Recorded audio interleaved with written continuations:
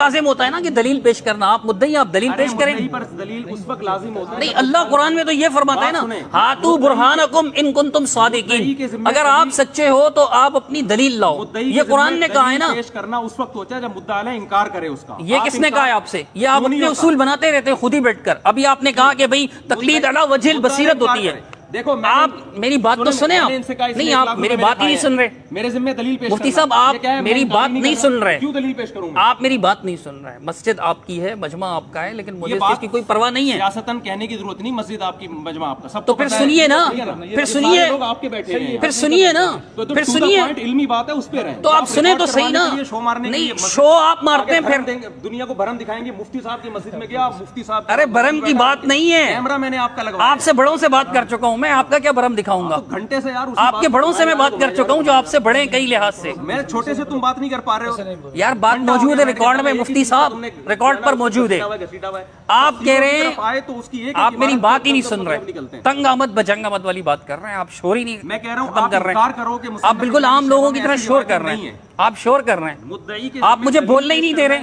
کی ضرورت نہیں ہے, میں شارٹ کرتا ہوں. جتنے بھی میں نے نام لیے ریکارڈ میں آ گئے ہیں سارے, یہ سب غلط تفسیر کر رہے ہیں. اس کی تو کچھ اور ہی تفسیر ہے. میں تو یہ تفسیر اپنی طرح سے نہیں کر رہا. اور شروع میں نے آپ سے تائید لی تو آپ نے کہا بالکل اس کا یہی مطلب ہے. ریکارڈ موجود ہے. شروع میں تو آپ نے خود بھی یہی کہا تھا. اب آپ کے ذہن میں اگر کوئی اور نقطہ آ گیا جس کی بنیاد پر آپ مزید اپنی بات کو منقح فرمانا چاہ رہے ہیں تو یہ ایک الگ بات ہے. باقی آپ نے کہا مطلب آیت کا مفہوم اگر میں غلط بیان کر رہا ہوں تو یہ سارے مفسرین بھی اگر غلط بیان کر رہے ہیں تو صحیح مفہوم کیا ہے بھائی؟ آپ بتائیے نا. میں نے تو آپ سے پوچھا ہے کہ آپ بتائیے. ہم تو صاف صاف کہہ رہے ہیں قفا یقو کفون کے معنی اتباع کرنا ہوتا ہے, پیروی کرنا ہوتا ہے, پیچھے چلنا ہوتا ہے. اور یہ مفہوم اور سب نے بیان کیا ہے, مفسرین نے بھی بیان کیا, آپ کے یہاں بھی بیان ہوا ہے, ہمارے یہاں بھی بیان ہوا ہے, سبھی بیان کرتے ہیں. میں تو ایک ایسی چیز بیان کر رہا ہوں جو متفق علیہ ہے, اس پر اختلاف نہیں ہے, متفق علیہ. اگر آپ کے ذہن میں کوئی اور مفہوم ہے اس کا تو آپ کو پیش کرنا چاہیے. اب ایک طرف مفتی صاحب فرماتے ہیں کہ بات گچ پچ ہو رہی ہے, پھر مفتی صاحب مثالیں بھی دیتے ہیں تو بات تو گچ پچ ہو جاتی ہے. پھر تو بہرحال صحابہ کا عمل, آپ میں نے کہا مثال پیش کیجئے, کوئی واقعی مثال پیش کیجئے اور اس کی دلیل نہ ہو. واقعی مثال پیش کیجئے اور اس کی دلیل نہ ہو, اور واقعہ مکمل و اختصار نہ ہو اس میں. کہہ رہا ہوں نا کہ ایک احتمال ہے, اذا جاء الاحتمال بطل الاستدلال. ایک متفق علیہ اصول ہے کہ جب کسی چیز میں احتمال, ڈاؤٹ آ جاتا ہے نا, ڈاؤٹ, تو استدلال باطل ہو جاتا ہے. تو یہ ڈاؤٹ ہے کہ یہاں اختصار ہے اور اس کی بنیاد میں نے پیش کی. آپ کہہ رہے ہیں کہ جی میں جواب, مطلب آپ نے اعتراف کیا, میں نے اس قدر اعتراف کیا تو میں نے آگے بار بار وضاحت بھی کی کہ اس کی وجہ یہ ہے کہ اختصار ہے. اور اس کی وجہ بھی میں یہ کہہ رہا ہوں کہ اللہ جب قرآن میں منع فرما رہا ہے تو صحابہ ممنوع عمل کیسے کر سکتے ہیں؟ ہمارا تو صحابہ کے بارے میں حسن ظن ہے کہ وہ قرآن و سنت پر عمل کرنے والے تھے, مخالفت کرنے والے نہیں تھے. اگر آپ سمجھتے ہیں کہ یہاں ان سے مخالفت واقع ہوئی اور نہیں ہوئی ہے تو اس کی وجہ یہ کہ اس آیت کا یہ مفہوم ہی نہیں ہے, تو پھر آپ وہ مفہوم بھی تو واضح کریں نا جو پنہاں ہے. آپ اس کی مطلب میں مفہوم واضح کرتا ہوں. ایک منٹ صبر کیجیے گا, دو باتیں رہیں گی. نہیں, ایک منٹ صبر کیجیے گا. عبداللہ بن عمر رضی اللہ تعالیٰ عنہ کی بات میں نے جو مثال پیش کی تھی نا, وہ میں نے آپ کی اس بات پر پیش کی تھی کہ اگر کوئی بات دلیل کے خلاف ہوتی, حج تمتع والی, اس کو آپ لوگ بھی مانتے ہیں نا کہ حج تمتع جائز ہے, آپ بھی مانتے ہیں نا. دیکھیں یہ تو حج تمتع پہ بحث شروع ہو جائے گی کہ جائز ہے, تو پھر حضرت آپ مثال دیتے ہیں تو پھر کیا کیا جائے؟ ٹو دی پوائنٹ پہ تقلید پر آ جائیے. دعویٰ آپ دعویٰ ہی نہیں کر رہے. تفسیر بیضاوی اور فلانی تفسیر میں کیوں نہیں آ رہا؟ آپ عبارت پیش کریں گے, میں اس عبارت کا مطلب بتاؤں گا, تو ڈائریکٹ ہم قرآنی کا مطلب پہ آ جائیں. تفسیر کی میں ایک مطلب بتاؤں گا, آپ کہیں گے اس نے یہ لکھا ہے, میں اس کا, یہ سارا ہمارا جو ہے نا, تو یہ 6 مہینے تک بحث چلے گی. مفتی صاحب میں تو کہہ رہا ہوں تفسیروں کو رکھو ایک طرف. مفتی صاحب میری بات سنیں. میں کہہ رہا ہوں قرآن کی آیت کی یہ تفسیر کا یہ مطلب اگر ہے تو صحابہ نے اس آیت کی مخالفت کیوں کی؟ اگر یہ مطلب نہیں ہے تو پھر کیا مطلب ہے؟ آپ بتاؤ نا. آپ بولو. نہیں, میں نے تو بتایا اور مفسرین کے حوالے بھی دیے, اور ایسے لوگوں کے جو آپ کے یہاں بھی قابل عزت اور قابل احترام ہیں. آپ جو بتا رہے ہیں یہ مطلب ہے. یہ مطلب نہیں ہے کیا؟ نہیں, یہ مطلب نہیں ہے مفتی صاحب. کیا یہ مطلب نہیں ہے؟ نہیں, یہ مطلب نہیں ہے. جو پھر کیا ہے بتائیں؟ سے کوئی تعلق ہی نہیں. یہ سارے مفسرین نے غلط مطلب بیان کیا. ایک منٹ ٹھہریے گا مفتی صاحب, ایک منٹ ٹھہریے گا پلیز, ایک منٹ ٹھہریے گا. اگر اس کا یہ مطلب نہیں ہے, جن مفسرین نے یہ مطلب بیان کیا انہوں نے غلط بیان کیا. دیکھو بھاڑ میں جائے مفسرین کی جو ہے نا ایک طرف. یہ تو آپ زیادتی کر رہے ہیں, جذباتی ہو گئے, جذباتی ہو گئے. احترام کے خلاف ہے یہ جملہ. احترام کی بات کیا کر رہے ہیں آپ؟ مفسرین کی طرف مجھے لے کر آ رہے ہو یار, ایک ایک عبارت میں پڑھ باڑ میں جائیں تو سخت جملہ ہے, آپ غصے میں ہو گئے. آپ بات کر رہے ہو قرآن و سنت کی, میں صحابہ کی بات کر رہے ہو بیٹھ کے. پانی دو تو آپ جناب سیدھی سی بات جو ایک گھنٹے سے میرا ٹائم ویسٹ کرنے کے لیے آپ بیٹھے ہوئے یہاں پہ، کوئی بات ہے یہ؟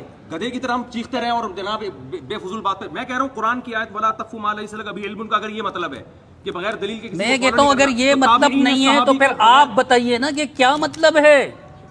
میں بھی تو کہہ رہا ہوں کسی تابعی کا، کسی صحابی کا، یا کسی عامی کا، کسی عالم کو فالو کرنا، بشرطے کہ وہ عالم کوئی گلاس پانی دیں، کافی غصہ آ رہا ہے کو فالو کرنے والا ہو، قرآن و سنت کا عالم ہو. پانی دیں گلاس. مفتی صاحب کو کافی غصہ آ رہا ہے، گلاس پانی عالم. اب دیکھیں فضول باتیں نہیں کریں. میں فضول بات نہیں کر رہا، بات جو ہو رہی ہے میری سنیں آپ بیٹھ کے. میں سن رہا ہوں آپ کی بات، ایسا تو نہیں کہ نہیں سن رہا. بہت کام لینے درمیان میں، ٹھیک ہے نا. ایسا سیاست نہیں ہے کوئی. میں یہ کہہ رہا ہوں کہ قرآن کوئی یہ پانی پی لیں آپ. نہیں مجھے پانی نہ پلائیں، میں جب پینا ہوگا میں نے خود پی لوں گا، ٹھیک ہے نا. ایک عامی آدمی جب کسی عالم کی اتباع کرتا ہے اس اعتماد کی بیس پر کہ یہ مجھ سے زیادہ پڑھا لکھا ہے، مجھ سے زیادہ قرآن و سنت کو مانتا ہے اور اس میں دیانتداری ہے، یہ قرآن و سنت کے خلاف فتویٰ نہیں دے گا، تو ایسی اتباع یہ بغیر علم کے اتباع ہے ہی نہیں. یہ اس تقلید میں داخل ہے جو جائز تقلید ہے. اس کو آپ لا تقف ما لیس لک بہ علم میں داخل کر ہی نہیں سکتے، بلکہ یہ علم کے ساتھ کسی کی اتباع کی جا رہی ہے. یہ جائز عمل ہے. جیسے کہ تابعین نے صحابی کی اتباع کی، بعد والے لوگ آپ کے عوام جو ہے اہل حدیث علماء کی اتباع کر رہی ہے، سب تقلیدی ہو رہا ہے. کیوں؟ وہ کہتے ہیں کہ یار یہ قرآن و سنت کو فالو کرتے ہیں، لہذا ہم ان کی بات کو اگر ہم مانیں گے تو یہ ہمیں صحیح فتویٰ دیں گے. تو لہذا وہ اس عمل، وہ یہ صدیوں سے یہ عمل چلتا چلا آ رہا ہے. ایسے آدمی کی دیکھیں تقلید کی دو قسمیں، ایک ہے اندھی تقلید، ایک تقلید علی وجہ البصیرہ. اندھی تقلید یہ ہے کہ قرآن جو کہہ رہا ہے ولا تقف ما لیس لک بہ علم، جس چیز کا علم ہی نہیں ہے، جس آدمی کے برحق ہونے کی دلیل ہی نہیں ہے، تم اس کو فالو کر رہے ہو. لیکن جس شخص کے برحق ہونے کی آپ کے پاس دلیل ہے کہ یہ قرآن و سنت کا مجھ سے بڑا عالم ہے اور یہ پرہیزگار ہے، یہ خدا کا خوف رکھتا ہے، اس شخص کے فتوے کو فالو کرنا یہ لا تقف ما لیس لک بہ علم میں داخل نہیں ہے. کیونکہ عامی آدمی کے لیے اتنا علم کافی ہے کہ سامنے والا مجھ سے بڑا عالم ہے، اس کے پاس دلائل مجھ سے زیادہ ہیں. مجھے بھی موقع دیجیے گا، میں پہلے بات تو مکمل کر لوں نا. سامنے والا مجھ سے بڑا عالم ہے، وہ اللہ کو حاضر ناظر جان کر صحیح جواب دے رہا ہے کیونکہ اس میں تقویٰ ہے، پرہیزگاری ہے. اس پر اس کے پاس دلیل ہو کہ یہ صحیح عالم ہے. جب اس پر دلیل ہو گئی کہ صحیح بھی ہے اور اللہ کا خوف بھی رکھتا ہے، تو پھر ہر مسئلے پر اس کے ذمہ دلیل پیش کرنا نہ اس کے ذمہ ہے نہ اس کے ذمہ ہے کہ وہ. تو تقلید کی دو قسمیں ہیں، ایک اندھی تقلید ہوتی ہے، ایک تقلید علی وجہ البصیرہ ہوتی ہے. تو قرآن جو منع کر رہا ہے کہ لا تقف ما لیس لک بہ علم، اس سے مراد اندھی تقلید ہے جو جاہل لوگ اپنے پیروں کی کر رہے ہوتے ہیں، یا جاہلوں کی کر رہے ہوتے ہیں، یا ان علماء کی کر رہے ہوتے ہیں جو متبع سنت نہیں ہوتے. یہ ہے جو آپ نے اتنی سی بات کو آدھا گھنٹہ جو ہے نا وہ لپیٹا ہے. تو میں آپ سے پھر مطالبہ کر رہا ہوں کہ صحابہ کرام اور تابعین کے دور میں بہت کثرت سے ایسا ہوا ہے کہ صحابہ سے انہوں نے مسئلہ پوچھا، انہوں نے دلیل کے بغیر جواب دیا. تو یہ عمل آپ کے مطابق تقلید ہے، کیونکہ آپ کہہ رہے ہیں بغیر دلیل کے کسی کی بات کو مان لینا.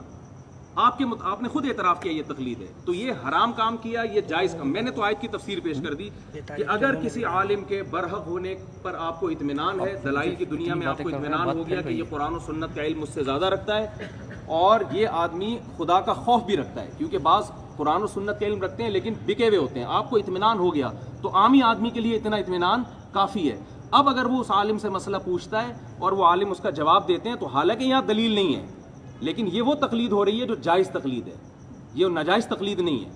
اس کے ناجائز ہونے کی قرآن و سنت میں کوئی دلیل نہیں ہے، کیونکہ تابعین صحابہ سے یہ صدیوں سے تواتر کے ساتھ یہ عمل چلا. حضرت مجھے بھی موقع دیجیے. جی آپ جو بار بار مثال دے رہے ہیں کہ عامی آپ سے مسئلہ پوچھتا ہے، تو یہ تقلید ہے ہی نہیں نا سرے سے. دیکھیں میں بتاتا ہوں، مسئلے کا جواب میں دلیل سے تو بات نہیں کر رہا. میری بات سنیے نا. ایک آدمی مجھ سے پوچھتا ہے کتنے کلومیٹر اب یہ تو زیادتی ہے مفتی میں صاحب. کہتا ہوں 78 پہ. میں تو دلیل نہیں دے رہا، 78 کلومیٹر کی کیا دلیل ہے؟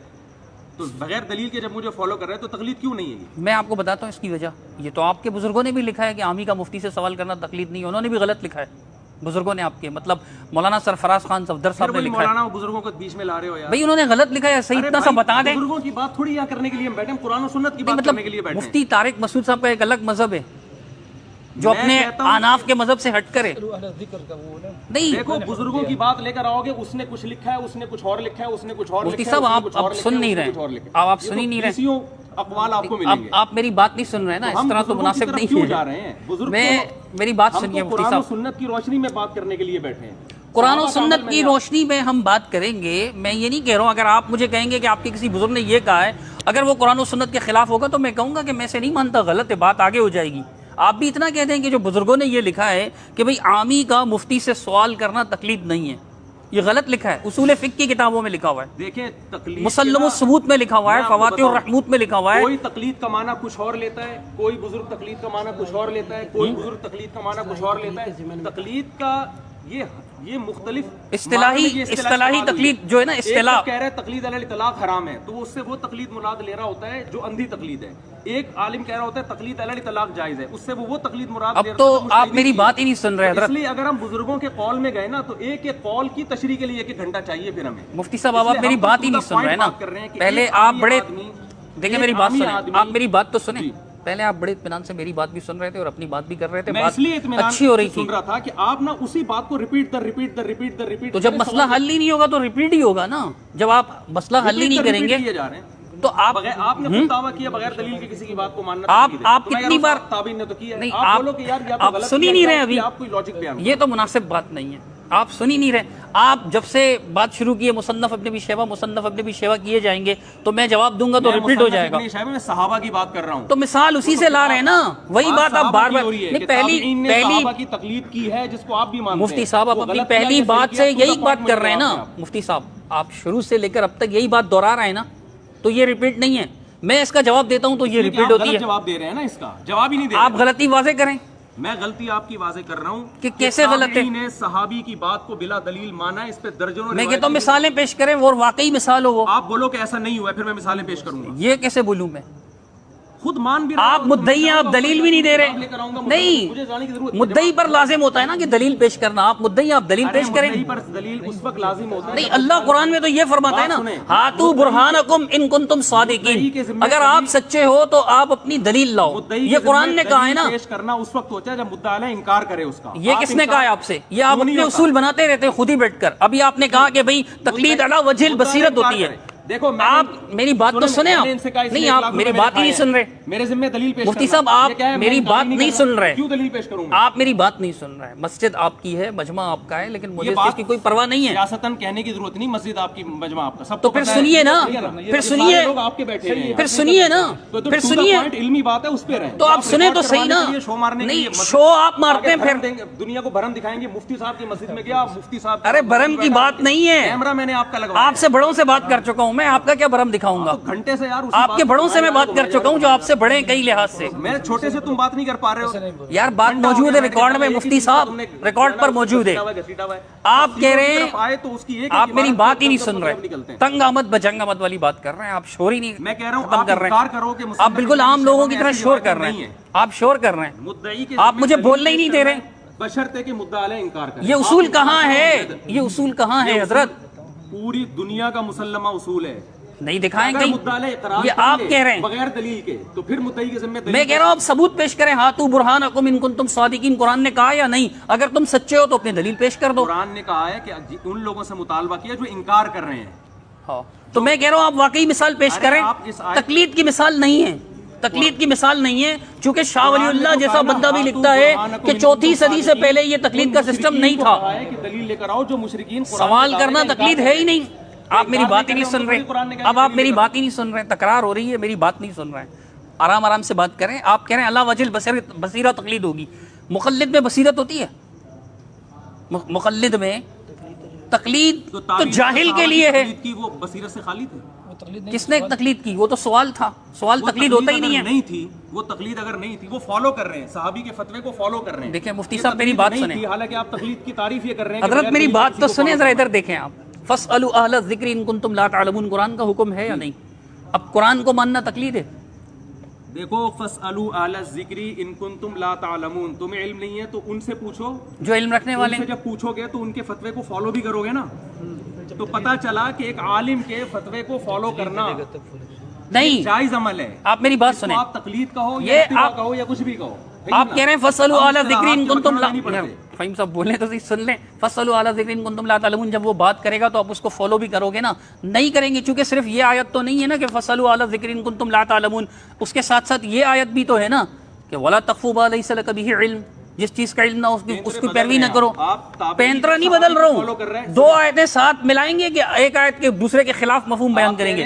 मैं कहता हूँ, अच्छा मेरी बात सुनिए आप मुफ्ती साहब, मेरी बात सुनिए। अगर एक बंदा एक रावजी मुफ्ती से सवाल पूछता है, रावजी मुफ्ती से सवाल पूछता है और वो उसको रावजी मुफ्ती जवाब देता है, तो एक आम आदमी जो है, आम आदमी जाहिल मुक़ल्लिद जो है, क्योंकि मुक़ल्लिद तकलीद तो जाहिल के लिए, ये सरफराज खान सफदर साहब ने लिखा हुआ है, बड़ों ने लिखा हुआ है, उनका क्या कसूर, बड़ों ने भी लिखा हुआ है कि तकलीद जाहिल ही के लिए है।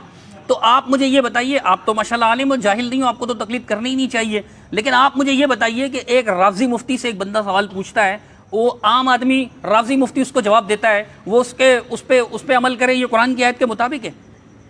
रावजी मुफ्ती की तकलीद करना ये उस मुफ्ती में दाखिल नहीं है जिसका बरहक होना दलाइल से साबित है। हम उस मुफ्ती की बात कर रहे हैं जिसका बरहक होना दलाइल से साबित हो। हाँ, तो बरहक होना कैसे साबित होगा? बरहक होना कैसे साबित होगा? बरहक होना जिनके इल्म पर इत्तिफाक है पूरी उम्मत का, इजमाए उम्मत भी एक बहुत बड़ी दलील है। बहुत अच्छा। जिसके इल्म पर मुज्तहिद होने पर पूरी उम्मत का इजमा हो, इजमाए उम्मत बजाते खुद एक दलील है। हम उसकी तकलीद की बात कर रहे हैं, हम किसी रावजी की या किसी पकौड़े वाले की तकलीद की बात थोड़ी कर रहे हैं। नहीं, मेरी बात सुनिए, नहीं आप जिस तरह कह रहे हैं ना, देखिए आप बात सुनते ही नहीं है ना। इन्होंने बड़ी एक बात की कि ताबीई जब सहाबी से पूछ रहे हैं तो फसअलू अहले ज़िक्री इन कुंतुम ला तालमून के मफहूम में ये दाखिल है। ये अच्छी बात की इन्होंने कि ये फसअलू अहले ज़िक्री इन कुंतुम ला तालमून। मेरी बात तो सुने ना। इल्म नहीं था, उन्होंने सहाबी से पूछा क्योंकि ताबी के पास इल्म नहीं है, सहाबी ने जवाब दे दिया, ठीक है ना। सवाल पूछा, इन्होंने जवाब दिया, इन्होंने इस जवाब को फॉलो किया। तो ये जो ताबीई ने सहाबी को फॉलो किया है, हालांकि सहाबी ने दलील नहीं दी है, तो बगैर दलील के ताबीई ने जो सहाबी को फॉलो किया, आप इसको जायज कहें या नाजायज कहें? अगर मैं इसका जवाब दूं आपको, मैं आपकी इस बात का जवाब देता हूं आपको। एक मिनट मेरी बात तो सुने ना हजरत, मेरी बात तो सुने ना। आपने यहाँ पर जब हमारी बात शुरू हुई थी, मैंने आपसे पूछा था कि अकीदे में तकलीद जायज़ है, आपने कहा जायज़ नहीं है। मैंने आपसे पूछा था हिल्लत और हुर्मत के मसले में तकलीद जायज़ है, आपने कहा था जायज़ नहीं है। मैंने आपसे पूछा था मनसूस मसला, यानी वो मसला जो कुरान और हदीस में मौजूद है, उसमें तकलीद जायज़ है, आपने कहा था जायज़ नहीं है। तो आपको जो मिसाल पेश करेंगे ना, मैं इसलिए कह रहा हूँ आप मिसाल पेश करें कि वो मसाला अकीदे का है, तो फिर तो उसमें तो तकलीद आपके उसूल पर भी जायज़ नहीं है। मेरी बात तो सुनिए ना, ये तो हलाल और हराम का मसला है, हलाल और हराम में तो तकलीद आपके नजदीक भी जायज़ नहीं है। तो फिर क्यों कर रहा है ताबी सहाबी की? तो फिर आप क्यों कह रहे हैं कि तकलीद नाजायज है हलाल और हराम में? बोलिए कि जायज़ है। हलाल और हराम का मसला है ना तलाक का। हाँ, तो आप कह रहे हैं फतवा दे रहे हैं 3 देने वाले को कि हो गई है बीवी हराम, हलाल और हराम का मसला है। ताबीई अब्दुल्ला बिन मसूद से बगैर दलील के अपनी बीवी को हराम समझ के चले जाते हैं। हलाल और हराम के मसले में क्यों कर रहे हैं, सवाल ये पैदा होता है। वो तो बगैर दलील के फॉलो कर रहे हैं। मेरी बात तो सुने मुफ्ती साहब, या तो टाइम मुकर्रर कर लेना। मुफ्ती साहब मेरी बात सुने, टाइम मुकर्रर कर लें, 5-5 मिनट टाइम मुकर्रर कर लें। आप अपने 5 मिनट में बोले, मैं अपने 5 मिनट में एक बात करूँ साहब, अगर 1 मिनट बोलें। वो जो मुसन्नफ़ अपनी बिशीबा की मुफ्ती साहब बात करते हैं, या अब्दुल रज़ाक की, या सुनन कुबरा इमाम बैहक़ी रहमतुल्लाह की, या इस तरह इब्न खुज़ैमा की जितनी भी आसार सहाबा नकल करते हैं, उसमें एक ताबीई ने कभी भी सहाबी के इस तरह बात को फॉलो नहीं किया कि उस पर दलील ना हो। अगर सहाबी से उसने नहीं पूछा हुआ हो तो उसी बाब में अल्लाह की नबी से वही रिवायत नकल होती है। देखिए मैं आपकी बात समझ गया, बहुत अच्छी बात कोई मिसाल अगर आप हमें पेश बहुत करें। बेहतरीन बात की आपने कि ताबीई ने सहाबी को फॉलो किया, दलील का मुतालबा तो नहीं किया, लेकिन फ़ी नफ्सी ही दलील उस पर मौजूद थी, ठीक है, फ़ी नफ्सी ही दलील मौजूद थी, लेकिन ताबीई ने सहाबी से दलील पूछी नहीं। दलील मालूम था सब, ताबीई को मालूम होती तो फिर सहाबी से क्यों पूछते वो? जब दलील ताबी को मालूम होती तो क्यों बाज़ औक़ात मालूम बात पे भी सवाल किया जाता है। सवाल इसलिए किया जाता है कि इस पर दलील है या नहीं है, तो उसने जब कंफर्म हो जाता है, तो कंफर्म करने के लिए उसने कहा दलील तो मौजूद था असल में अल्लाह की नबी से, लेकिन कुछ मसाइल ऐसे होते हैं माशाल्लाह, यानी आपका देखें हर चीज़ को तनकीह करनी पड़ती है ना समझने के लिए। ताबीई ने सहाबी से तलाक का मसला पूछा, ठीक है ना, सहाबी ने फतवा दिया कि हो गई है, ठीक है, तो ताबीई के पास दलील मौजूद नहीं थी, तभी तो सहाबी से पूछा होती तो क्यों पूछते वो? उनको तो नहीं पता था हदीस में क्या है। सहाबी के पास दलील मौजूद थी मगर उन्होंने ताबीई को बताई नहीं, वो दलील। तो अब ताबीई सहाबी को जो फॉलो कर रहा है, दलील मौजूद तो है लेकिन सहाबी के सीने में, वो बता नहीं रहे ताबीई को। ताबीई फिर भी सहाबी को फॉलो कर रहे हैं बगैर दलील के। ये नहीं, बगैर दलील का मतलब ही नहीं कि दुनिया में दलील मौजूद ही ना हो सिरे से, लेकिन सिर्फ एतमाद कर रहे हैं ताबीई सहाबी पर कि भाई ये हमसे ज्यादा पढ़े लिखे हैं, इन्होंने नबी मुफ्ती की साहब सोबत। मेरी बात अभी मेरी मुकम्मल होने दे, ठीक है ना। तो फिर हमारी कब होगी? 5-5 मिनट रख लें तो ताकि एक दूसरे को क्रॉस ना करें। इसको ताबी सहाबी की बात को तो मान नहीं रहे इस एतमाद की बेस पे ले रहे हैं कि ये हमसे ज़्यादा पढ़े लिखे हैं, इनको कुरान और सुन्नत हमसे ज़्यादा आता है। होगी इनके पास कोई दलील, हमें अगरचे मालूम नहीं है, लेकिन ये बगैर दलील के बात कर नहीं सकते। इस एतमाद की बुनियाद पर बगैर दलील के ताबी ने सहाबी की बात को फॉलो किया, यानी दलील के मुतालबे के बगैर, मुतालबा नहीं किया, एतमाद की बेस पे। तो मैं कह रहा हूँ अगर कोई आमी आदमी जो ताबी की ने जो सहाबी के साथ मामला किया, एक आमी आदमी किसी मुफ्ती या किसी आलिम या अबू हनीफा या शाफी की बात को इस बेस पे लेता है कि ये मुझसे ज़्यादा पढ़े लिखे थे, ये कुरान और सुन्नत मुझसे ज़्यादा जानते हैं, दलील इनके पास होगी लेकिन मुझे मालूम नहीं है, तो मैं एतमाद की बेस पर इनकी बात को फॉलो कर रहा हूँ, दलील के मुतालबे के बगैर। तो क्या ये अमल नाजायज़ है? अगर ये नाजायज़ है तो ताबी ने ये काम किया, वो क्यों जायज़ हो गया? ये तो बात आप कई बार रिपीट कर चुके हैं मुफ्ती साहब, मैं इसका कई बार आपको जवाब दे चुका हूँ। मैंने आपसे, मैं टू दी पॉइंट बता रहा हूँ कि देखें आप खुद कह रहे हैं जो उसूल आपने बनाए ना, आपने पहले कह दिया होता। मैंने आपसे पूछा था अकीदे में तकलीद जायज़ है, आपने कहा नहीं।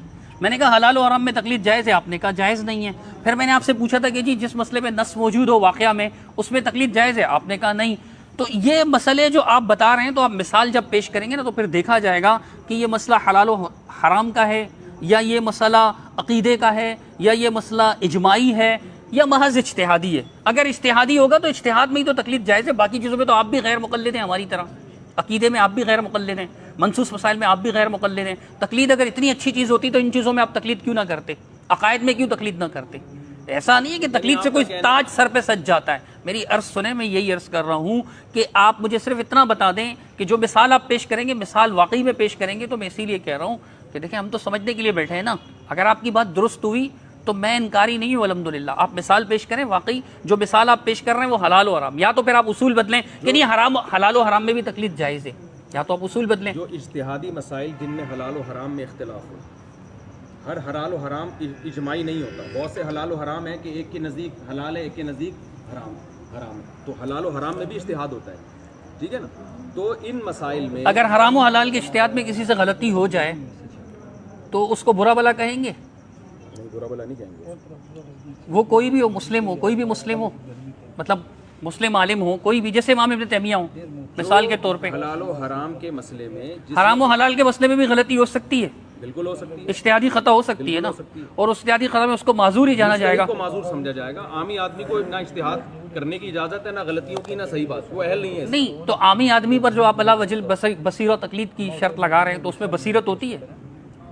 देखें मैं ये कह रहा हूँ इतनी बसीरत आमी में होती है कि किसकी करनी है किसकी नहीं करनी। नहीं देखें, मैं जैसे एक आमी आदमी में इतनी बसीरत होती है कि इलाज किससे कराना है, पकौड़े वाले से नहीं कराना। आमी आदमी में इलाज की बसीरत नहीं होती। मुफ्ती साहब आमी सिर्फ बात मुकम्मल होने दें अभी। एक आमी आदमी आप बात ही करते चले जाते हैं, बोलने नहीं दे तो रहे। फिर मैं कह रहा हूँ टाइम रखें आप। आमी आदमी में मैं असल में आप होशियारी दिखा रहे हैं, होशियारी नहीं दिखा रहा ना, काटते हैं दरमियान। टू दी पॉइंट बात करने को आपने कहा था। मेरी बात सुने ना, आमी सिर्फ लाजमी है कि देवबंदी या अहले हदीस हो, आमी कादियानी भी हो सकता है, तो वो अपने मौलवी से जाके पूछेगा, उसमें इतनी बसीरत है कि मेरा कादियानी, इतनी बसीरत वो कादियानी को अच्छा समझ रहा है ना, जैसे देवबंदी और अहले हदीस अपने आलिम को तकलीद कर रहा है। खत्म नबूवत के अकीदों में तकलीद होती ही नहीं है, अकीदे में तकलीद जायज नहीं है, बिल्कुल जायज नहीं। तो मसला फिर आप पेश करेंगे तो पता चलेगा कि साबी ताबी ने जो सवाल किया था वो अकीदे का सवाल तो नहीं है। 3 तलाक का मसला तो हलाल और हराम का है, तो हलाल और हराम में क्या इज्तिहाद नहीं हो सकता, गलती नहीं हो सकती? हो सकती है, फिर भी ताबी साहबी की तकलीद कर रहे हैं उसमें बगैर नहीं। तो फिर रसूल, मैं आपको बता रहा हूँ कि देखें हलाल और हराम में जब आप कह रहे हैं कि खता हो सकती है ना, खता हो सकती है कि नहीं हो सकती, हलाल और हराम के मसले में तो तकलीद जायज़ नहीं है, तो खता हो गई भाई। हलाल और हराम में ये तकलीद नहीं है, सवाल पूछना तकलीद नहीं है। मसाइल है ना, आप मिसाल पेश करेंगे, सवाल ही तो पूछे जा रहे हैं, फिर आगे उनको बगैर दलील के फॉलो किए जा रहे हैं। हजरत जो आप मिसाल दे रहे हैं वो हलाल और हराम की है, हलाल और हराम में तो आप कह रहे हैं तकलीद जायज़ ही नहीं है, और फिर आप आमी आमी करते हैं ना, भाई हमारा आमी होगा वो हमसे मोतक़िद होगा। देवबंदी चलो मुफ्ती तारिक मसूद साहब के पास आ जाएगा या किसी अच्छे मुफ्ती साहब के पास आ जाएगा, लेकिन जो कादियानी है वो भी तो बेचारा आमी है, वो भी तो अपने बसीरत होनी चाहिए कि किसकी करनी है, शेख किसकी बसीरत। नहीं करनी। हजरत मैं बसीरत का जवाब दे रहा हूँ, आप सुनिए ना, मैं ये कह रहा हूँ कि हमारे लोगों को तो चलो उलमा से पूछते हैं आकर, अहले हदीस हो या देवबंदी उलमा से पूछते हैं, वो अपने उलमा को अच्छा समझते हैं इसलिए पूछते हैं, ठीक है। हमारे कुछ लोग आपसे भी पूछ लेते हैं, आपको अच्छा समझते हैं तो आपसे पूछ ले, आपके कुछ लोग हमसे भी पूछ लेते हैं, हमें अच्छा समझते हैं तो पूछ लेते हैं। लेकिन इसी तरह कादियानी अपने वाले को अच्छा समझता है, रावजी अपने वाले को अच्छा समझता है, वो तो समझता है ये आयतुल्लाह है जी, इतनी बड़ी पगड़ी बांधी हुई है इसने, मुफ्ती साहब से ज़्यादा बड़ी पगड़ी है इसकी। मुफ्ती साहब सिर्फ कमीज शलवार में आते हैं, वो तो जुब्बा भी डाल कर आते हैं। मुफ्ती साहब 12 साल पढ़े हुए हैं तो वो 16 साल पढ़ के आयतुल्लाह बन चुके हैं, फिर मुज्तहिद बन चुके हैं। وہ ان کو بہت بڑا اچھا سمجھ رہے ہوتے, اچھا گمان کر رہے ہوتے, اس میں اتنی بصیرت ہے, تو یہ تو دلیل نہیں ہوگی نا. اس لیے اتنی بصیرت نہیں ہے, وہ جان کر گمراہی پر جمع ہوا ہے. اگر اتنی بصیرت ہوتی تو اللہ اس کو اس سے زیادہ کا مکلف. ایسا ہی فتویٰ دیکھیں نا, میں آپ کو بتا رہا ہوں, میں عرض کر رہا ہوں کہ ایسی ہی بات جو میں آپ نے کہی کہ بھئی وہ جان بوجھ کر گمراہی پر, ایسے تو ان کے مولوی ان کو کہہ دیں گے کہ یہ جو ان کے عوام دیوبندی اور اہل حدیث ہے, گورنمنٹ کی طرف سے کوئی پابندی نہیں ہے. ہم تو پھر وہ آپ کو کہہ دیں گے گورنمنٹ کی طرف سے پابندی نہیں ہے, اس لیے طارق مسعود صاحب نے ایسا کہہ دیا. دلیل سے بات کریں گے نا, دلیل تو پھر قرآن سے پیش کرے نا آپ. قرآن تو یہ کہتا ہے کہ اتبعوا ما, میں تو ولا تکفو جو پیش کر چکا ہوں, ابھی تک وہ کلیئر نہیں ہوا. دلیل پیش کر رہے ہیں, فاسألوا اہل الذکر ان کنتم لا تعلمون. تو حضرت یہ تقلید نہیں ہے, عالم نہیں ہو, تم مفتی نہیں ہو, تم مجتہد نہیں ہو, تو اہل علم کو فالو کرو. تو یہ تقلید نہیں ہے, اللہ کا حکم ماننا تقلید ہے. یہ تو جائز ہے. نہیں, اللہ کا حکم ماننا تقلید ہے مفتی صاحب, اللہ کا حکم ماننا تقلید ہے. ہم تو یہی تو کہتے ہیں نا, اللہ کا حکم ماننا تقلید ہے ہی نہیں. دیکھو اللہ کا حکم دلیل نہیں ہے, چھوڑ دیکھیں, تقلید تو کہتے ہیں نا بغیر دلیل. دیکھیں یہ آپ پہلے تسلیم, علماء سے پوچھو. مفتی صاحب یہ آپ پہلے تسلیم کر چکے ہیں حضرت کہ بے دلیل بات ماننے کو تقلید کہتے ہیں, اللہ کی بات دلیل نہیں ہے. آپ دو چیزوں کو خلط مل کر رہے ہو. آپ خلط مل کر رہے ہیں خود, آپ کہتے ہیں کہ بے دلیل, اللہ کی بات تو دلیل ہے نا حضرت. سنیں میری بات, ایک ہے کہ اللہ نے کسی بات کا ہمیں حکم دیا, ہاں ٹھیک ہے نا, اللہ نے حکم دیا کہ علماء کو فالو کرو, ٹھیک ہے نا. نہیں, یہ کہا ہے کہ اللہ نے کہا علماء کو فالو کرو, اہل الذکر ان کو. تو سوال کا کہا ہے, فالو کرنے کا تو نہیں کہا ہے. سوال کیا فالو نہ کرنے کے لیے کرے گا یا فالو کرنے کے لیے؟ اگر وہ غلط جواب دے تو اس کو فالو کرنا چاہیے, اگر وہ غلط جواب دے تو اس کو فالو کرنا چاہیے. نہیں ہنسے نہیں پلیز, سنجیدہ رہیں, ہنسے نہیں. اس کو پتا کیسے چلے گا حضرت کہ یہ جواب صحیح دے رہا ہے غلط دے رہا ہے؟ اگر اس کو پتا ہوتا تو عالم کے پاس جانے کی ضرورت کیا ہے؟ تو پھر اس رافضی کو کیسے پتا چلے گا, رافضی عامی پکوڑے والے کو؟ رافضی کو عقیدے میں پتا چل جائے گا. اچھا, عقیدے میں خود تحقیق کرنا ہر یار عامی کو عقیدے کا پتا ہے, عامی کو عقیدے کا پتا ہے, عام آدمی کو اس پر واجب ہے کہ وہ عقیدہ, کیونکہ قرآن و سنت نے عقیدے کے بحث کو اتنا واضح بیان کر دیا کہ اس میں علماء سے پوچھنے کی ضرورت ہی نہیں ہے, جو بیسک عقائد ہے. عقیدے کے سوال جائز نہیں, عقیدے پہ سوال کرنا جائز نہیں ہے. عقیدے پر عقیدے پہ سوال کرنا جائز ہے, لیکن اس میں تقلید کرنا جائز ہے یا نہیں؟ بالکل جائز نہیں. دیکھیں سوال تقلید بنا رہے ہیں, اور پھر جب ہم کہتے ہیں کہ بالکل, اس لیے میں آپ کو بتاتا ہوں سوال تقلید نہیں ہے نا. ابھی چلیں تو صحیح میری بات. جی چلیں. جب ایک عامی آدمی عقیدے پہ عالم سے سوال کرے گا تو اس پر واجب ہے کہ اس سے دلیل پوچھے. اگر وہ عالم دلیل نہیں دیتا, اس کے لیے حرام ہے اس کو فالو کرنا. حضرت مفتی صاحب مجھے آپ کی اس بات سے اتفاق ہے, اس کی دلیل دے دیں. مسئلہ حضرت عالم سے پوچھے, مفتی صاحب میری بات سنیں, اتنا کافی ہے کہ یہ عالم برحق ہے اور مجھ سے علم میں زیادہ ہے. جیسے کہ تابعین نے صحابہ سے جب مسائل پوچھے ہیں تو اس اعتماد کی بیس پر کہ بھئی ان کو ہم سے زیادہ علم ہے. حضرت مفتی صاحب جب ایک منٹ ٹھہریے گا, تو دلیل اس کو پیش کرنی پڑے گی, صرف سوال کافی نہیں. میری بات سنیے, آپ نے کہا بہت اچھی بات کہی کہ بھئی آدمی جب عام آدمی جب کسی عالم آدمی سے یا مفتی صاحب سے عقیدے پر سوال پوچھے گا تو اس پر واجب ہے کہ دلیل مانگے. واجب ہے نا, آپ مجھے اس کی دلیل دیں. دلیل مانگنا واجب ہے. یہ کہہ رہے ہیں کہ عام آدمی, پکوڑے والا, شربت والا, گنے کے رس والا, گنے کے جوس والا, جوتے پالش کرنے والا مسلمان جب کسی عالم سے, مفتی سے, چلتے پھرتے سے نہیں, پکوڑے والے سے نہیں, مفتی صاحب سے سوال پوچھے گا عقیدے پر, تو اس عامی آدمی پر یہ واجب ہے کہ وہ اس عالم سے, مفتی سے دلیل طلب کرے. اس وجوب کی دلیل دیں. اس وجوب کو آپ خود تسلیم کر چکے ہیں کہ عقیدے میں تقلید جائز نہیں ہے, یہ خود آپ تسلیم کر چکے ہیں, ٹھیک ہے نا. تو جو آپ کی دلیل ہے وہی میری دلیل ہے. اجتہادی مسائل میں ایک منٹ دیکھیں نا, یہ تو اختلاف ہی نہیں ہے نا کہ آپ اس پہ دلیل مانگ رہے ہیں. حضرت اس طرح اگر دلیل نہیں مانگے گا تو پھر قادیانی بھی برحق ہیں, پھر تو رافضی بھی برحق ہیں. ظاہر ہے پہلے جب تو حق نہ حق کی حق اور نہ حق کی تفریق دلیل سے ہوگی نا حضرت. آپ کی بات کا خلاصہ یہی نکال جا سکتا ہے. مثلا آپ کہہ رہے ہیں کہ دیکھیں قادیانی بھی فتویٰ دیتا ہے, اس کا فتویٰ کسی کام کا نہیں ہے, تو مجھے اور آپ کو الحمدللہ بصیرت ہے, الحمدللہ ہمارے لوگوں کو ہے. لیکن ایک مثال کی بات ہے, روافظ بھی فتویٰ تو سب دے رہے ہیں, ہندو بنیے تک فتویٰ دے رہے ہوتے ہیں, ان کا پنڈت جیسے بولتا ہے لوگ وہی کر رہے ہوتے ہیں. عوام کا کیا قصور, عوام تو نہیں نا کوئی علماء ہوتے, ان کو کہاں سنسکرت آ رہی ہوتی ہے. میں حضرت یہ عرض کر رہا ہوں کہ یہ واجب ہے, اگر عقیدے پر تقلید, مطلب عقیدے پر وہ تقلید کرے, عقیدے پر اگر وہ سوال کرے گا تو اس پر واجب ہے کہ وہ دلیل مانگے. مفتی صاحب سے بھی لازم ہے کہ حضرت اس کی دلیل دو مجھے آپ. تو میں کہتا ہوں کہ اگر اجتہادی اس کی آپ دلیل دیں تو آپ کہتے ہیں عقیدے میں تقلید جائز نہیں ہے. بات یہ تھی اصل میں کہ میں نے آپ سے پوچھا کہ عقیدے میں تقلید جائز نہیں, واجب ہے دلیل مانگنا, آپ نے یہ ارشاد فرمایا, تو اس کی کیا دلیل ہے؟ آپ نے کہا آپ تسلیم کر چکے ہیں کہ عقیدے میں تقلید جائز نہیں ہے. جی میں مفتی صاحب میری بات سوال مکمل ہو جائے. میں نے عرض کیا تھا کہ ٹھیک ہے یہ بات تو سمجھ میں آ گئی, تو یہ تو دلیل سے ثابت عقیدے میں تقلید جائز نہیں ہے, یہ کس دلیل سے ثابت ہے, اس کی کیا دلیل ہے؟ اصول قسم کی بحث نہیں ہے, بالکل یہ جو بات جہاں سے شروع ہوئی تھی. تو یہ آپ مجھ سے عقیدے میں تقلید جائز نہیں ہے تو کس دلیل سے جائز نہیں ہے حضرت؟ بتائیے نا. میں نے ایک بات شروع کی دلیل کہ تقلید حرام ہے. میں نے کہا تابعین نے صحابہ. آپ کہہ رہے ہیں نا جیسے تقلید, میں کہتا ہوں نہیں, میں کہتا ہوں کہ تقلید ثابت نہیں ہے تو آپ مجھ سے دلیل مانگتے ہیں. آپ خود کہہ رہے ہیں کہ عقیدے میں تقلید جائز نہیں ہے, تو آپ بھی دلیل دیں نا کہ عقیدے میں تقلید جائز نہیں ہے. اس کی عقلی دلیل ہے, آپ بھی دلیل دیں کہ اگر عقیدے میں تقلید جائز ہوتی تو مشرکین جو اپنے باپ دادا کی شرک کے معاملے میں تقلید کر رہے ہوتے, قرآن ان کو اپریشیٹ کر رہا ہوتا. قرآن کہہ رہا ہے وَلَوْ كَانَ آبَاؤُهُمْ لَا يَعْقِلُونَ شَيْئًا وَلَا يَهْتَدُونَ. ان پر دلیل لے کر آؤ جو یہ شرک کر رہے ہیں نا. ہاتھو برہانکم ان کنتم صادقین. اس میں باپ دادا کو فالو کرنا کافی نہیں ہے, بلکہ قرآن کہہ رہا ہے اس کی دلیل لے کر آؤ کہ یہ بتوں کو تم نے کیوں معبود بنا رکھا ہے. اجتہادی مسائل میں کافی ہے. اجتہادی مسائل میں دیکھیں تقلید ہوتی کن چیزوں میں. عقیدے میں قرآن اور سنت نے عقیدے کے باب کو اتنا واضح کر دیا. مجھے تک پورا نا بات مکمل کروں, آپ خاموش رہیں. قرآن و سنت نے بیسک عقائد کے باب کو اتنا واضح کر دیا ہے کہ اس میں آپ عالم کو پرکھنے کے لیے بھی دلیل دیکھو گے کہ یہ عالم صحیح ہے بھی کہ نہیں ہے. آواز آئے گی کہ عالم کو پرکھنے کے لیے بھی, ورنہ تو قادیانی بھی صحیح ہو جائیں گے اور ہر ایک صحیح ہو جائے گا نا. تو پہلے یہ عقیدہ بھی اس کا درست ہے یا نہیں, اس کو قرآن و سنت نے, بلکہ یہ تو قرآن غیر مسلموں کے خلاف بھی حجت ہے جو علماء کو سرے سے مانتے ہی نہیں ہیں. ان کو بھی قرآن کہہ رہا ہے کہ ہاتھو برہانکم, جو اپنے شرک ہے اور جو تم آخرت کا انکار کرتے ہو ان پر دلائل لے کر آؤ. ابھی میری طرف توجہ رکھیں آپ. دوسرا مسئلہ ہوتا ہے مسائل کا. عقیدے کی بات تو مکمل. دوسرا مسئلہ ہوتا ہے مسائل کا. مسائل کے باب میں وہ مسائل جو اجماعی ہیں, جن کو قرآن و سنت نے اتنی وضاحت سے بیان کر دیا کہ اس میں اختلاف رائے ہو ہی نہیں سکتا. ان میں بھی کسی امام کو, کسی صحابی کو, کسی کو فالو کرنے کی ضرورت نہیں ہے. جیسے 5 نمازیں فرض ہیں, نمازوں کی رکعتیں ہیں, حج ہے, عمرہ ہے, یہ سارے موٹے موٹے اسلام کے بیسک مسائل ہیں. ان میں کوئی نہ کسی کے کو فالو کرنے کی ضرورت نہیں. کچھ مسائل ایسے ہیں جن میں اختلاف ہے, اس لیے کہ حدیث ادھر بھی ہے اور حدیث ادھر بھی ہے, اور ادھر بھی قرآن کی آیت ہے تو اس کے اپوزٹ دوسری حدیث ملے گی ہمیں. اس میں ایک عامی آدمی کنفیوز ہوتا ہے, کیونکہ اس میں اس کے پاس ضروری ہے کہ یا تو وہ خود مجتہد ہو, قرآن و سنت کا اتنا گہرا مطالعہ ہو کہ ایک ایک حدیث کی سند کی بھی اس کو تحقیق ہو, اور ایک ایک حدیث کا مفہوم بھی اس کے سامنے واضح ہو, ترجمہ بھی کتابوں سے نہ پڑھتا ہو, خود عربی اتنی جانتا ہو.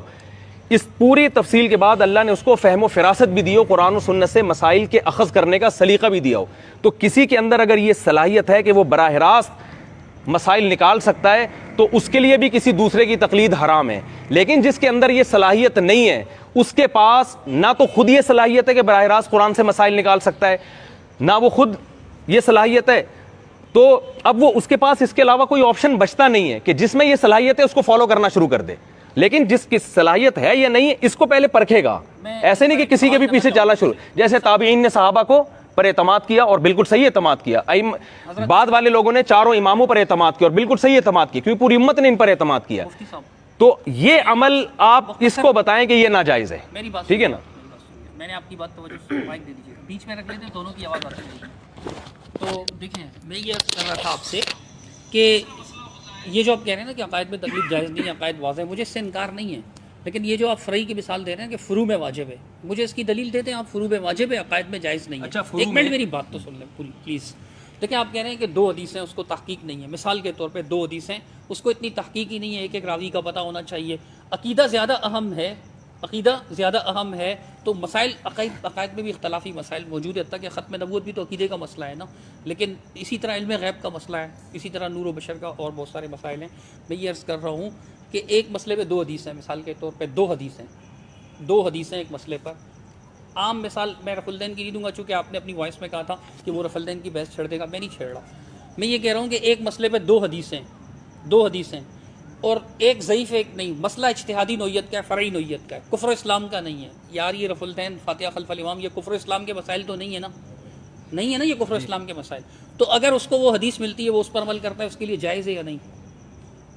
اگر وہ غلطی بھی کرے گا تو کیا وہ اس غلطی کی وجہ سے, اجتہادی مسئلہ ہے, فرعی مسئلہ ہے, لیکن اس نے دیکھا کہ یہ رسول اللہ صلی اللہ علیہ وسلم کی حدیث ہے, چلو میں اس کو فالو کرتا ہوں, حالانکہ وہ ہے حنفی, چلیں حنفی کو بھی چھوڑ دے, وہ شافعی ہے, لیکن اس نے دیکھا کہ یہ مسئلہ ایسا ہے میرے مذہب میں, لیکن یہ حدیث ایسے, وہ حدیث پہ اگر عمل کر لیتا ہے تو کیا وہ گناہ گار ہوگا؟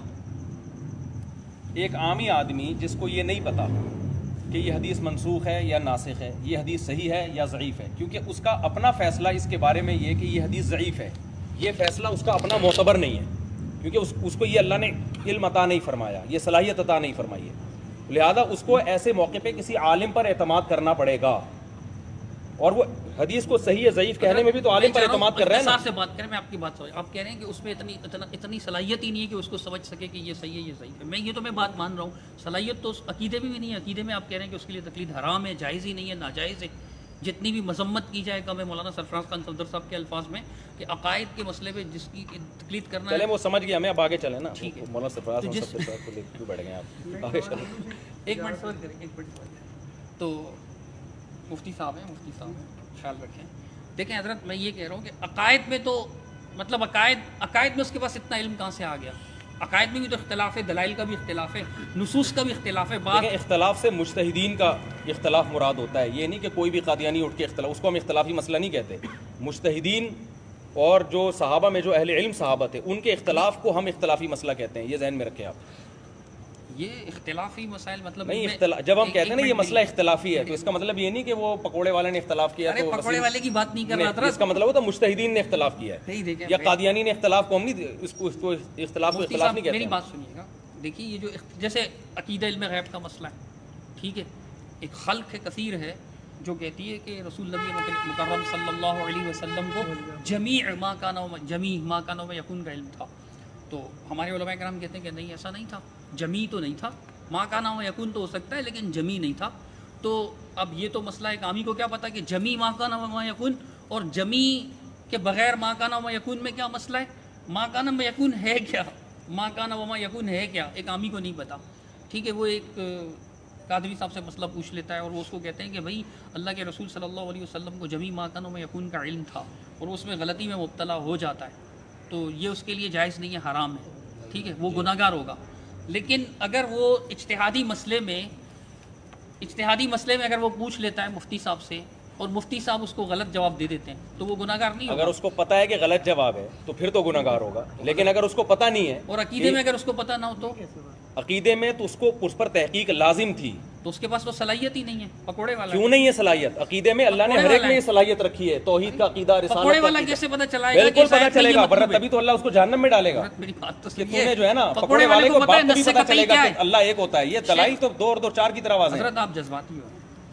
پکوڑے والے کو پتہ ہے کہ نص قطعی کیا ہے اور محتمل کیا ہے, اس کو پتہ ہے. اس کو پتہ ہے کہ اللہ ایک ہے, ٹھیک ہے نا, اللہ تو ایک ہے, یہ عقلی دلیل ہے. علم غیب عقیدے کا اس مسئلہ کو نہیں پتہ ہے ہے کہ یہ پوری امت کا اجماع ہے کہ نبی آخری نبی ہے. مفتی صاحب, ٹھیک ہے نا, مفتی صاحب, علم غیب عقیدے کا مسئلہ ہے یا نہیں؟ بالکل عقیدے کا مسئلہ ہے. ہاں, تو ایک پکوڑے والے کو کیا پتا کہ جمی ماں کے ملکن کی جو روایت پیش کی جا رئی ہے وہ ضعیف ہے. پکوڑے والے کو جمی و ما کانا و ما یکونو کی اصطلاح معلوم نہیں, لیکن وہ اگر وہ کہتا ہے کہ نبی کو ماضی کا بھی علم, مستقبل کا بھی علم, حال کا بھی, ہر چیز کا علم ہے, تو اس کے سامنے آیات رکھی جاتی ہیں, علماء ان کی آیات, اس پر لازم ہے کہ وہ اس کی تحقیق کرے کہ دوسری طرف کی آیتیں کون سی ہیں, کیونکہ یہ عقیدہ تو قرآن نے اتنی واضح بیان کیا ہے کہ ایک آیت اس کے سامنے آ جائے گی. اجتہادی مسائل میں اگر وہ تحقیق کر لے تو کیا یہ ناجائز ہو جائے گا اس کے لیے؟ اجتہادی مسائل میں وہ تحقیق کرنا اس کے لیے ناجائز نہیں ہے, لیکن میں کہتا ہوں, ارے بات تو سنیں نا پوری کمپلیٹ ہو. جب مجتہدین کا کسی مسئلے میں اختلاف ہوا ہے نا, یہ اختلاف اس کی علامت ہے کہ اس میں دلائل اتنے آسان نہیں ہیں. اتنے آسان ہوتے تو اتنے بڑے بڑے مجتہدین کا اس مسئلے میں اختلاف نہ ہوتا. تو مجتہدین کا اس اختلاف ہونا اس کی علامت ہے کہ یہ اتنا ہلکا مسئلہ نہیں ہے جتنا آپ سمجھ رہے ہیں کہ پکوڑے والا بھی اس کو حل کر لے گا بیٹھ کے. یہ ہے اصل بات. جبکہ عقیدے کا مسئلہ واضح ہے, تو مجتہدین کا اختلاف ہونا, کیونکہ آپ دیکھ رہے ہیں کہ ایک حدیث صحیح ہے ایک ضعیف ہے, بالکل ٹھیک ہے, ایسا ہی ہے, ایسے موقع پہ صحیح حدیث کو لیا جائے گا, لیکن 2 صحیح حدیثیں ٹکرا رہی ہیں.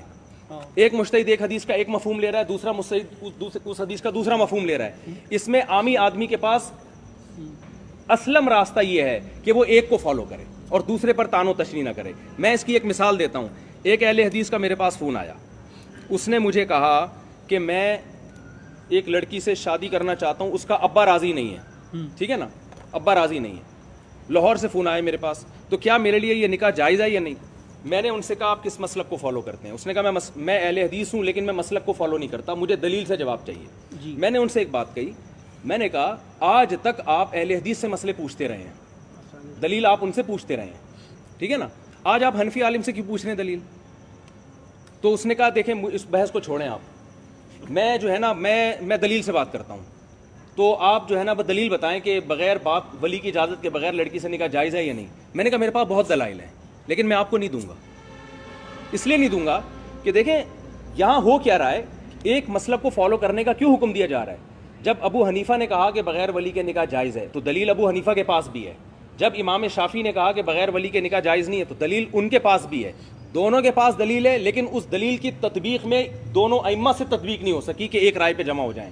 جب دونوں اماموں سے نہیں ہو سکا یہ کام, کیونکہ اتنا تعارض ہے, ایک کو ایک بات صحیح لگتی ہے, دوسرے کو دوسری بات صحیح لگتی ہے, بات کمپلیٹ ہونے سے پہلے نہیں ہوئی نا کمپلیٹ. تو جب ان سے یہ مسئلہ حل نہیں ہوا تو ایسے موقع پہ ایک عامی آدمی کے لیے اہون یہ ہے کہ وہ ایک کی رائے کو فالو کرے, چاہے اس کے اگینسٹ جا رہی ہو چاہے اس کے حق میں جا رہی ہو. اگر عوام کو آپ اجازت دے دیں گے پینترے بدلنے کی تو وہ طلاق کے مسئلے میں اہل حدیث کو فالو کریں گے. علماء کو اجازت ہے پینترے بدلنے کی, اور مفتی صاحب ایسے معاملے میں علماء کو اجازت ہے کہ وہ پینترے بدلے. علماء کو دلیل کی, وہ عالم جو اپنے آپ کو مجتہد سمجھتا ہے, جس کا یہ دعویٰ ہے کہ میں مجتہد ہوں, اس کو پینترا بدلنے کی اجازت ہے. مطلب مجتہد کب تک رہے آپ کے خیال سے؟ جب اس کو قرآن و سنت پر بھرپور عبور حاصل ہو جائے اور وہی سمجھتا ہو. جو مشہور مجتہد ائمہ ہیں ان کے بعد بھی مجتہد ابھی یہ 14ویں 15ویں صدی میں 13ویں صدی میں بھی عقلاً ممکن ہے, آ سکتا ہے, لیکن ہیں ہوئے, مجھے نہیں پتا ہے کہ نہیں ہے, نہ یہ میری بحث ہے, میں کیا کروں گا اگر ہے بھی تو میں نے کیا کرنا نہیں. اچھا ٹھیک ہے, کھلا ہوا اجتہاد سے میری بات کوئی بھی پیدا ہو سکتا ہے, تو جو بھی پیدا ہوگا وہ نہ کرے کسی کی تقلید. حضرت میری بات تو سنیں, آپ مثال پیش کر رہے ہیں نا کہ ایک امام کو فالو کرنا ہوگا. امام ابو یوسف رحمۃ اللہ علیہ نے ایک حمام سے غسل فرمایا, یہ فتاوی شامی میں لکھا ہوا ہے, آپ چاہیں گے تو میں بھی شو کر سکتا ہوں, کتاب گاڑی میں رکھی ہوئی ہے. مجھے اس کا جواب دیں جو اہل حدیث عالم کا میں نے کہا کہ یہ اگر ہم اس کو پابند نہ کریں تو پینترے بدلے گا کہ نہیں بدلے گا. ایک طلاق جب دی جائے نا, ایک طلاق پابند کس دلیل سے کریں گے آپ؟ اس دلیل سے کہ اللہ زمین میں فساد کو پسند نہیں کرتے. شہوت پرستی کے ہر دلیل قرآن و سنت سے نہیں ہوتی, تو شہوت پرستی قرآن و حدیث سے نہیں رک سکتی کہ اسے پابند کر دیں گے آپ قرآن و حدیث کو فالو ہم کہہ رہے ہیں قرآن و حدیث کو فالو کرو, لیکن اختلافی مسئلے میں چونکہ دونوں طرف دلیل ہیں, اس کو فالو کرو گے تو بھی قرآن و حدیث کو فالو کرنا کہلائے گا, اس کو فالو کرو گے تو بھی. اگر ہم نہیں رہے نا آپ بات میری, جب اس کو بے لگام چھوڑ دیں گے آپ میری بات ہی نہیں تو وہ شہوت پرستی کا راستہ اختیار کرے گا, اور قرآن اس شہوت پرستی کو پسند نہیں کرتا. اس کی میں آپ کو ایک مثال دیتا ہوں, میں قرآن سے مثال دیتا ہوں. میں اس کی ایک منٹ صبر کیجیے نا, میری بات تو سنیے. کیوں میں آپ کیوں نہیں سن رہے میری بات؟ مجھے تو آپ بولنے ہی نہیں دے رہے مجھے, جب سے آپ گھنٹے سے تو آپ بول رہے ہیں. ایسا نہیں ہے, آپ جب یہ ریکارڈنگ سنیں گے تو آپ دیکھیں گے کہ آپ کی بات بہت زیادہ ہو رہی ہے. بولنے پر گورنمنٹ کی طرف سے دیکھیں کوئی پابندی نہیں, مجھ پہ پابندی ہے گورنمنٹ کی طرف سے, مجھ پہ گورنمنٹ نے پابندی لگائی ہے, مفتی طارق مسعود پر پابندی نہیں ہے. بھائی میں بھی اسی گورنمنٹ کا فرد ہوں نا حضرت, میں بھی اسی گورنمنٹ کا فرد ہوں. آپ مجھے اینڈ تک بولنے دیتے ہیں؟ میں بھی اسی گورنمنٹ کا فرد ہوں جس گورنمنٹ میں آپ رہتے ہیں, میں انڈین گورنمنٹ کا نہیں ہوں. بھائی بول کے مکمل خاموش ہو جائے نا پھر مجھے بولیں, اس لیے میں کہہ رہا ہوں ٹائم دیں. ٹھیک ہے, جب اینڈ ہو جائے نا آپ کا, پھر جب میں بولوں گا تو آپ نے درمیان میں حرف نہیں, ٹائم طے کر لیتے ہیں پھر 5-5 منٹ کا. آپ 10 منٹ بولیں. نہیں 5 منٹ رکھ لیتے ہیں نا, آپ 10 منٹ بولیں. جی بات یہ ہے کہ اس وقت جو اکرم بھائی بیٹھے ہیں نا, ہاں اکرم بھائی سے ٹائم دیا تھا مفتی صاحب کا, ہم نے مفتی صاحب ٹائم دیا تھا بات کرنے کے لیے جی. تو میں بنیادی بات یہ کرنا چاہ رہا ہوں کہ اس وقت جو یہاں پر جو محفل نشست ہوئی تھی نا, دیکھو 11:30 بج گئے, 10 بجے بات شروع ہوئی ہے. بات کسی نتیجے پہ میری عقل کے حساب سے اس وجہ سے نہیں پہنچ رہی کہ مفتی صاحب نے ہمارے کو ٹائم دیا تھا کہ بھائی آج مناظرہ نہیں ہوگا, آج صرف ہمارے جو تکلیف کے اوپر جو وضاحت ہے, ڈیفینیشن ہے, اس کے اوپر بات ہوگی, لکھت پڑھت ہوگی, پھر ہم اگلی نشست کے اندر انشاءاللہ اس کے اوپر مناظرہ کریں گے. جو ہی بات تو یہ مناظرہ نہیں ہو رہا, بات سے بات نکلی ہے, بات سے بات وہی میں پوری کر رہا ہوں. اب دیکھو 11:30 ہوئے جی, بات کسی نتیجے, ابھی کبھی بات کسی موضوع پہ جا رہی ہے, کبھی کسی میں آپ کوئی بات کر رہے ہیں, مفتی صاحب بات کر رہے ہیں, بات کسی مقصد پر نہیں پہنچ پا رہی. اب اس کی وجہ یہ دیکھو 11:30 بھی ہوگا, 1:30, 2, 2:30 بھی بج جائیں گے. ہم یہ چاہ رہے ہیں کہ اس وقت جو آج بیٹھے تھے یہاں پر کہ بھائی آپ تقلید کی ڈیفینیشن پیش کریں کہ آپ ڈیفینیشن دیکھیں دانش بھائی پیش ہو چکی. میں نے اپنا موقف بھی بتا دیا کہ ہمارے نزدیک تو ہے ہی نہیں نا تقلید, تو حضرت نے اپنا موقف ہی نہیں بتایا. حضرت میں جنا سا بندہ بات کروں, بات تو سن لینا حضرت. میں یہ کہہ رہا ہوں کہ مفتی صاحب نے ہمارے سے بات کی تھی کہ بھائی آج اہل حدیث علماء جو بھی آئیں گے ان سے یہ بات ہوگی بھائی آپ تقلید کی ڈیفینیشن لکھ کے دیں گے, اس کے اوپر وضاحت کے اوپر ہم تحریری طور پہ لکھ کے دیں گے. اس کے بعد اگلی بات ہوئی تھی تقلید پہ بات ہوگی, پہلے آپ سے یہ بات ہوئی تھی نا. چلیں آپ بات آپ ان کو بولنے دیں, آپ بات کمپلیٹ کریں. یہ جو میں بات ہے نا میں کرتا ہوں اپنے الفاظ میں, ذرا آپ یہ بات صحیح کر رہے ہیں کہ میں نے تو صرف یہ مطالبہ کیا تھا, یہ مجھے دے دیں ذرا مائک اگر لے لیں, کوئی بات نہیں حضرت. میں نے صرف یہ مطالبہ کیا تھا, آج کوئی بحث نہیں ہوگی. آج میں سمجھوں گا کہ آپ کا دعویٰ تقلید کے بارے میں ہے کیا. یہ ہمارا پہلے سے بات طے ہوئی تھی کہ آج میں سمجھوں گا کہ ہمارے جو اہل حدیث علماء ہیں جو انتہائی قابل احترام ہے, اور صدیق رضا صاحب بھی ہمارے لیے بہت قابل احترام ہے, کہ یہ تقلید کے بارے میں ان کا موقف ہے کیا. اور میری آواز اگر تیز ہوئی تو میں بہت معذرت چاہتا ہوں آپ سے, ٹھیک ہے نا. تو جو ہے کیونکہ مجھے ایسا لگا کہ بات کو شیطول دیا جا رہا ہے, میری غلطی ہوگی. بہرحال ہم چلتے ہیں آگے. تو آج جو یہ مجلس میں طے ہوا تھا یہ ہوا تھا کہ آپ تقلید کو ڈیفائن کریں گے کہ تقلید آپ کی نظر میں ہے کیا. کیونکہ آپ ایک معنی بیان کر رہے ہیں, میں دوسرا معنی بیان کر رہا ہوں, تو دونوں کا دعویٰ ہی سیم نہیں ہے, تو وہ مرغے جیسی مرغوں کی لڑائی ہوتی ہے نا صحیح ہے نا, کہ ان کو یہ نہیں پتا کہ یہ بحث کس چیز پہ کر رہے ہیں. تو اس کی مثال ایسے ہے جیسے میں ایک دفعہ کسی گاؤں میں بیٹھا ہوا تھا تو ہمارے کوئی اجنبی شخص آیا ملنے کے لیے, تو اندھیرا تھا, نہ میں ان کو پہچانا نہ وہ مجھے. میں نے ان سے پوچھا آپ کون؟ انہوں نے کہا کہ میں فلاں علاقے میں رہتا ہوں. میں نے کہا میں بھی فلاں علاقے میں. انہوں نے کہا کہ آپ جو ہے کیا کرتے ہیں, کس مدرسے میں پڑھتے ہیں؟ میں نے کہا اس مدرسے میں. انہوں نے کہا میں بھی اس مدرسے میں. اور میں نے کہا کہ آپ کا آفس کہاں ہے؟ انہوں نے کہا وہاں ہے. میں نے کہا میرا بھی وہاں ہے. تو پتہ چلا کہ وہ ہمارے ہی کلاس فیلو تھے اور دونوں ایک ساتھ بیٹھا کرتے تھے, ٹھیک ہے نا. تو تقلید کا کوئی ایسا مفہوم اگر آپ پیش کر رہے ہیں کہ جس میں میرا آپ سے اختلاف ہی نہیں ہے, صرف لفظی اختلاف چل رہا ہے نا, کہ آپ اس کو اتباع کا نام دے رہے ہیں, میں اس کو تقلید کا نام دے رہا ہوں, تو گھوم پھر کے رزلٹ وہی نکل رہا ہے, تو پھر ہماری بحث ہی نہیں ہے, ٹھیک ہے نا. کہ آپ اس کو بات یہی تک پہنچ رہے ہیں ہاں کہ جو نظر آ رہے ہیں. یہ اختلافی لفظی ہے تو پھر اس پہ بحث کس بات کی؟ سنیں میری بات نا, تو اب کمپلیٹ کرنے دیں. تو میں نے تو یہ نشست آج آپ کو اجازت دی تھی کہ آپ آنا چاہتے تھے, میں نے کہا آئیں آپ, ہم بیٹھ کے یہ طے کریں گے کہ اختلاف ہے کیا. تو دیکھیں اسٹیپ بائی اسٹیپ اختلاف چلتا ہے. تو پہلے میں نے پوچھا کہ تقلید کی ڈیفینیشن کیا. آپ نے کہا بغیر دلیل کسی بات کو ماننا. تو میں نے کہا یہ اگر آپ کا دعویٰ ہے کہ یہ حرام ہے تو بہت سے تابعین نے صحابہ کی بات کو بغیر دلیل کے فالو کیا ہے, تو اس کا مجھے ایسا لگتا ہے کہ جواب نہیں ملا ابھی تک, ٹھیک ہے نا. آپ کہہ رہے ہیں کہ یہ فاسألوا اہل الذکر ان کنتم لا تعلمون میں داخل ہے. تو صحابہ کو تابعین کو قرآن نے عوام کو حکم دیا ہے کہ تمہیں اگر علم نہیں ہے تو اہل علم سے پوچھو. تو میں نے کہا تابعی کو علم نہیں تھا, انہوں نے اہل علم سے پوچھا اور دلیل نہیں مانگی, تو بغیر دلیل کے انہوں نے پوچھا, اور ظاہر ہے پوچھا فالو کرنے کے لیے نا, تو اس کو فالو بھی کیا, تو وہ بغیر دلیل کے فالو تو ہو گیا نا. جب بغیر دلیل کو فالو ہو گیا ہے تو آپ کہہ رہے ہیں کہ یہ عمل بھی جائز نہیں ہے, تقلید ہے یہ. تو آپ کہیں کہ یہ وہ والی تقلید نہیں ہے جس کو ناجائز کہتے ہیں, یہ جائز والی تقلید ہے, یا تو آپ یوں کہیں, ٹھیک ہے نا. تو ہم کہیں گے ہم بھی یہ والی کو جائز کہتے ہیں, ہم بھی یہ والی کو جائز کہتے ہیں, وہ والی کو ہم بھی ناجائز کہتے ہیں کہ جو قرآن و سنت کے اگینسٹ آپ کسی کو فالو کر رہے ہیں. تو بات پھر میں بتا دوں کہ تقلید ان مسائل میں ہوتی ہے یعنی بغیر دلیل کے, اور پہلی بات یہ کہ تقلید عامی کی نہیں ہوتی, اس مجتہد کی ہوتی ہے جس کو آپ بھی مانتے ہیں, میں بھی مانتا ہوں, جس کو پوری امت مانتی ہے کہ بھائی یہ قرآن و سنت کا علم ہم سے زیادہ رکھتے تھے اور ان کے دل میں اللہ کا خوف بھی تھا, اور اس ان کے مجتہد ہونے کی دلیل کیا ہے؟ امت کی گواہی, کیونکہ اجماع امت ہے نا. جیسے اس قرآن کے قرآن ہونے کی دلیل کیا؟ امت گواہی دیتی ہے کہ وہی قرآن ہے. اجماع امت ایک خود دلیل ہے. تو ایسے مجتہد کی جس کو پوری امت مانتی ہو, اس کی بھی ہر مسئلے میں نہیں, ان مسائل میں جن میں دلائل دونوں طرف ہوں, صحیح حدیثیں ہیں دونوں طرف صحیح حدیث ہیں. ایک مجتہد ایک مطلب لیتا ہے, دوسرا مجتہد دوسرا مطلب لیتا ہے, یا حدیث تو نہیں ہے لیکن اگینسٹ میں ایک قرآن کی آیت ہے, حدیث اس کے اگینسٹ جا رہی ہے. ایک مجتہد قرآن کو فالو کر رہا ہے, دوسرا مجتہد حدیث کو فالو کر رہا ہے. یا ایک مجتہد حدیث کو چھوڑ رہا ہے لیکن لگ رہا ہے کہ چھوڑ رہا ہے, چھوڑ نہیں رہا, بلکہ وہ حدیث کا ایسا مفہوم بیان کر رہا ہے جو آپ کا نہیں ہے. جیسے حج تمتع کے بارے میں عبداللہ بن عمر نے یہ کہا تھا کہ میں اپنے باپ کی مانوں یا نبی کی مانوں, میں نبی نے حج تمتع کیا تو میں بھی کروں گا. تو لیکن ہم کہتے ہیں کہ ابو بکر, عمر اور عثمان نے حدیث نہیں چھوڑی, بلکہ انہوں نے حج تمتع والی حدیث کا وہ مفہوم بیان کیا کہ اس سے اب حدیث کی مخالفت نہیں ہو رہی. تو بعض یہ ہم بھی کہتے ہیں, تو مفہوم وہ بیان کیا انہوں نے. عبداللہ بن عمر نے حدیث کے ظاہر کو لیا, انہوں نے حدیث کے ظاہر کو نہیں لیا, انہوں نے کہا اس کا دوسرا مفہوم ہے. تو آپ ایک عامی آدمی کو ہم یہ کہتے ہیں کہ جب دلائل دونوں طرف ہیں, یا تو آپ اتنے بڑے مجتہد بنیں کہ آپ میں خود یہ صلاحیت ہو کہ ان فروعی مسائل میں آپ اپنی رائے قائم کر سکیں. اگر آپ میں یہ صلاحیت نہیں ہے تو اب عامی کو یا تو یہ اختیار دیا جائے کہ جب چاہے جس عالم کی بات کو فالو کرے. اس میں جو فساد ہے میں نے آپ کو بتا دیا.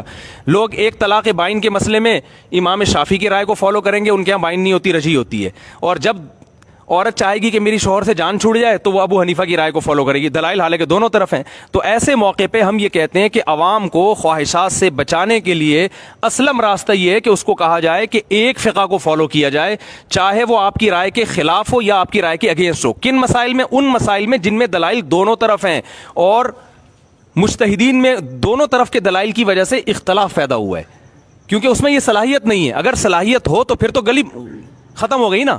تو جس میں صلاحیت ہے وہ نہ کرے. ہم اس کو کب کہہ رہے ہیں؟ اگر کوئی یہ سمجھتا ہے کہ مجھ میں یہ صلاحیت ہے کہ میں قرآن و سنت کا اتنا بڑا عالم بن گیا ہوں کہ جن مسائل میں مجتہدین فیصلہ نہیں کر سکے, مجتہدین کی ایک رائے نہیں ہو سکی, میں اس میں اپنی رائے دے سکتا ہوں. اگر کوئی اپنے آپ کو اتنا بڑا سمجھتا ہے تو وہ نہ کرے. لیکن ایک عامی آدمی جو یہ اپنے آپ کو یہ نہیں سمجھتا, وہ اعتراف کرتا ہے بھائی میرے پاس علم نہیں ہے, تو اس کو کیا بے لگام چھوڑ دیا جائے کہ جس مسلک کی جب چاہے وہ کرے؟ تو اس کا تو خواہشات کا دروازہ کھلے گا نا. تو بہتر نہیں ہے کہ اس کو فالو کیا جائے. اور یہ بات صحابہ سے بھی ثابت ہے. اس کی مثال ایسے ہے جیسے مصحف عثمانی سے پہلے پہلے بہت سارے مصحف تھے، لیکن اس میں خطرہ اس بات کا، حالانکہ وہ نبی کے دور کے مصحف تھے، لیکن اس میں خطرہ یہ تھا کہ امت اختلاف و انتشار کا شکار ہوگی. تو اس لیے حضرت عثمان نے کیا ان چاروں کو ختم کر کے اس سارے جو درجنوں مصاحف تھے ان کو ختم کر کے ایک مصحف پہ جمع کیا. یہ ایک انتظامی چیز تھی امت کو فتنے سے بچانے کے لیے. تو ہم بھی یہ کہتے ہیں کہ ہر آدمی کو اگر آپ بے لگام چھوڑ دیں گے نا، جب چاہے جو چاہے حدیث اٹھا کے، تو غامدی بھی حدیث کی باتیں کر رہا ہے، انجینئر صاحب بھی حدیث کی باتیں کر رہے ہیں، پھر قواریت اس سے پھیلے گی. اسلم طریقہ یہ ہے کہ جو قرآن و سنت پہ ریسرچ ہو چکی ہے انہی میں سے کسی ایک پر اعتماد کیا جائے اور دوسرے کو برا بھلا نہ کہا جائے. تو میری رائے یہ ہے کہ امت کو ٹوٹنے سے، اختلاف و انتشار سے اور خواہشات سے بچانے کے لیے میرے پاس یہ پیکج ہے اور اس سے بہتر پیکج نہیں ہے. اگر آپ کے پاس کوئی دوسرا پیکج ہے، جو آپ کا پیکج کیا ہے؟ آپ کا پیکج یہ ہے کہ نہیں، ہمارا پیکج بھی آپ تسلی سے سنیں گے نا. تو آپ کا پیکج یہ ہے کہ نہیں بھائی، لوگ خود فیصلہ کریں کون سی حدیث صحیح ہے، کون سی حدیث ضعیف ہے. جو حدیث ان کو صحیح لگتی ہے اس پر چلیں، اس میں ان کو مجتہدین کی